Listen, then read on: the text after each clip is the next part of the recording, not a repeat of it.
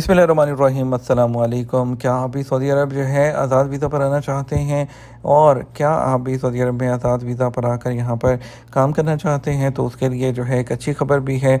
उसमें अच्छी खबर क्या है वो बात करेंगे। आप जानते हैं कि सऊदी अरब में रिसेंटली जो है कुछ दिनों पहले हमने आपके साथ वीडियो शेयर की थी कि जो है सऊदी अरब में जो कानून लागू हुआ है, जो कि 180 दिन बाद इम्प्लीमेंट होगा, लेकिन वह कानून आ चुका है। वो कानून में आज़ाद वीज़ा वालों के लिए बड़ी अच्छी खबर है। आप सब जानते हैं कि सऊदी अरब में आज़ाद वीज़ा कुछ नहीं होता।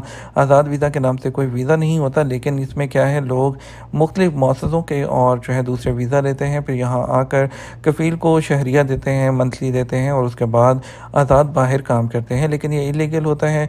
और पहले इस कानून से पहले क्या होता था, जब भी इलीगल आप किसी अपने कफ़ील से हटकर दूसरी जगह काम करते हुए पकड़े जाते थे, जब वहाँ छापा पड़ता था, पुलिस आती थी, तो उसके बाद क्या होता था कि वो जो है पुलिस पकड़ के ले जाती थी, आपको तरहील कर देती थी, यानी कि जेल के ज़रिए आपको अपने मुल्क भेज दिया जाता था और उसके बाद आप हमेशा के लिए सऊदी अरब आने के लिए ब्लैक लिस्ट हो जाते थे।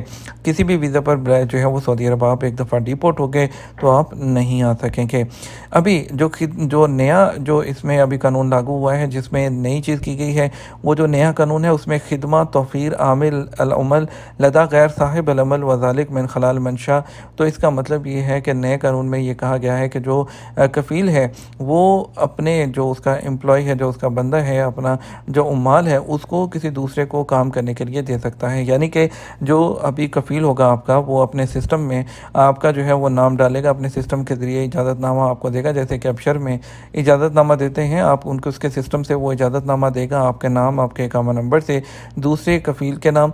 तो जब आप काम करने के लिए दूसरे बंदे के पास जाएंगे, तो अगर वहाँ पे छापा भी पड़ता है, जब वो आपका इकामा लेगा, इकामा नंबर को सिस्टम में डालेगा, तो आपका जो है उसमें इजाज़तनामा आ रहा होगा कि आप इस मौजूदा जहाँ पे काम कर रहे हैं उस कफ़ील का नाम वहाँ पर शो हो रहा होगा।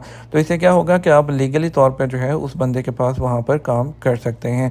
पहले क्या होता था, जिस इकामा पर, जिस जो है सजल तैयारी पर या जिस मौससा में आप आते थे उसी में काम करना ज़रूरी होता था। दूसरी जगह पकड़े जाने पर आपको तरहील किया जाता था। ये काफ़ी ज़्यादा अच्छा कानून है जिसमें तब्दीली की गई है। अब आपका जो कफ़ील है आपको इजाज़त देगा इसमें, स्पेशली जो है जो घरेलू वर्कर्स हैं उनको बहुत ज़्यादा इसमें फ़ायदा होगा।